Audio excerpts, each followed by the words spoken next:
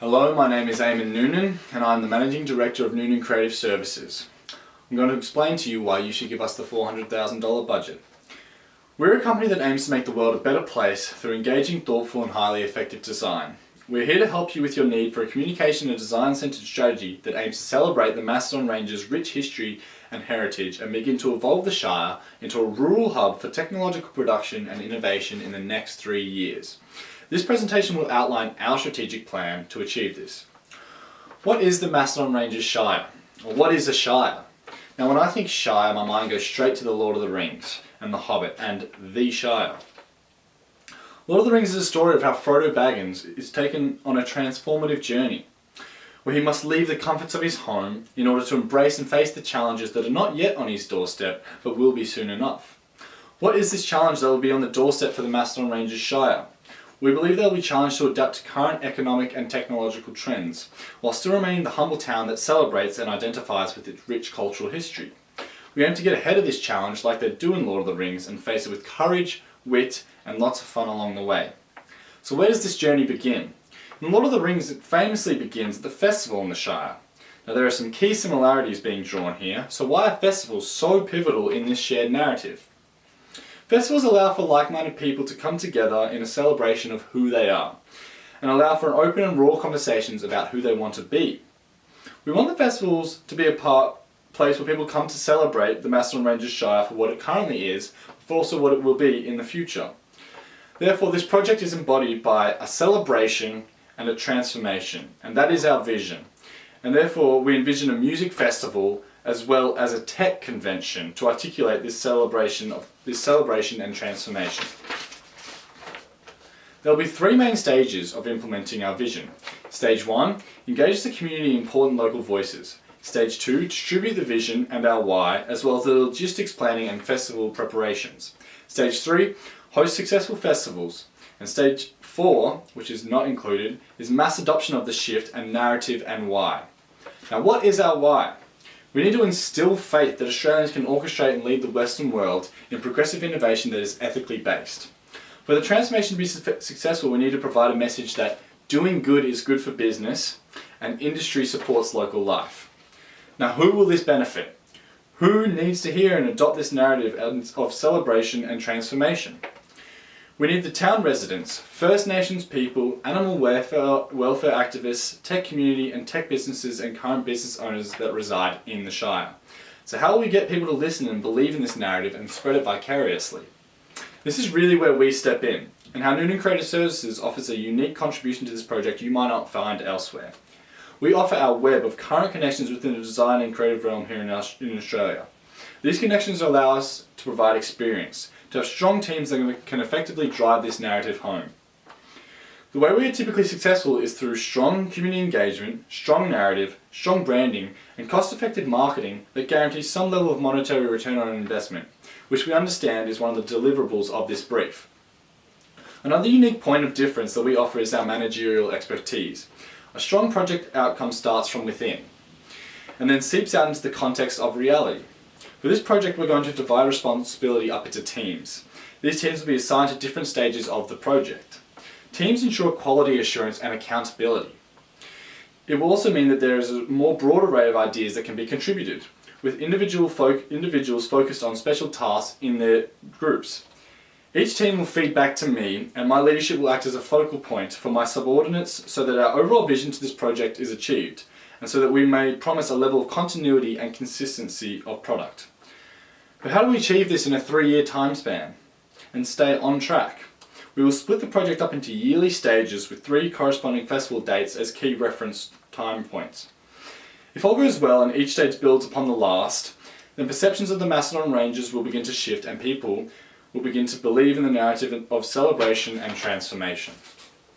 So stage 1, deliverable 1, we need an engagement report. This is integral to the project as it allows us to get insight on the Macedon Ranges community. It is a proactive level of risk mitigation right from the start, as we are provided with real perspectives from town locals on what they want from the next 3 years of this festival and convention. We especially want to engage the First Nation leaders of the town as well as the activists for animal welfare. These 2 groups were outlined in the brief as being sensitive subjects that we must handle with care, proper conduct and respect The report will allow us to establish their specific needs. It also allows us to start the conversation about our narrative and why we're doing this with the correct minds.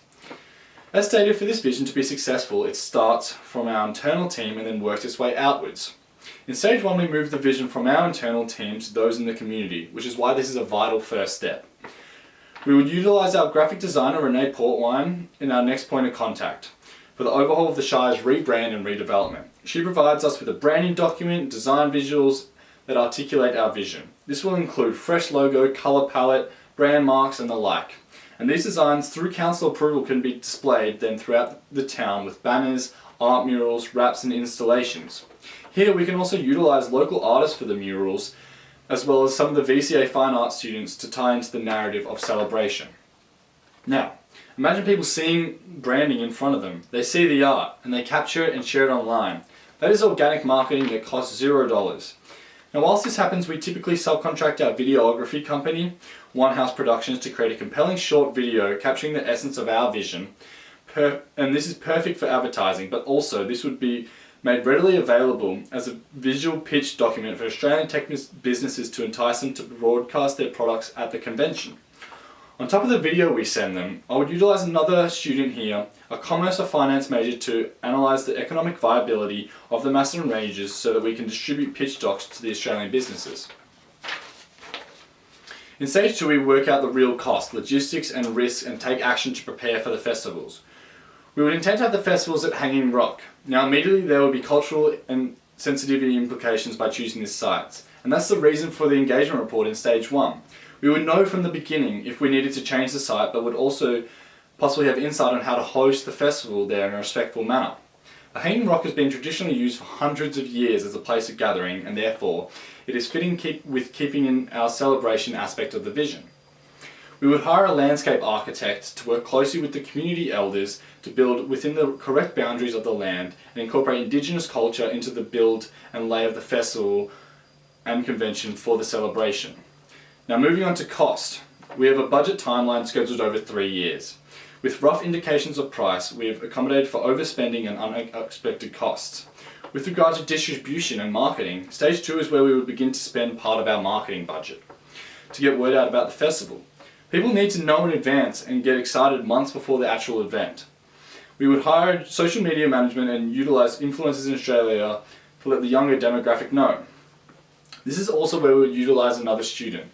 We would ideally need a marketing student to help develop a strategic advertisement plan.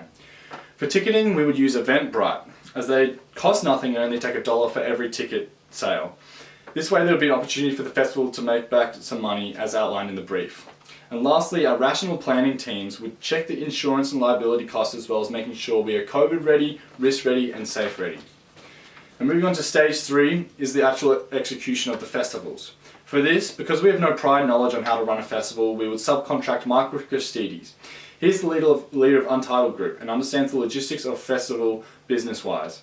We would need to attract numbers quickly for the festival, especially for the first year. And seeing as though it's a new festival, people are less likely to trust its value.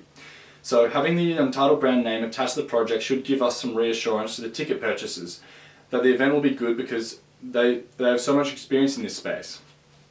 We'll utilise Michael Christie's personal consultation to find people to hire through his company as well, such as event planners, stage designers, audio engineers, etc. etc. He also has a catalogue of artists, people who have already performed for him and would happily do it again for a wholesome cause. For the celebratory aspect, it would be good to have a mix of known artists with local artists.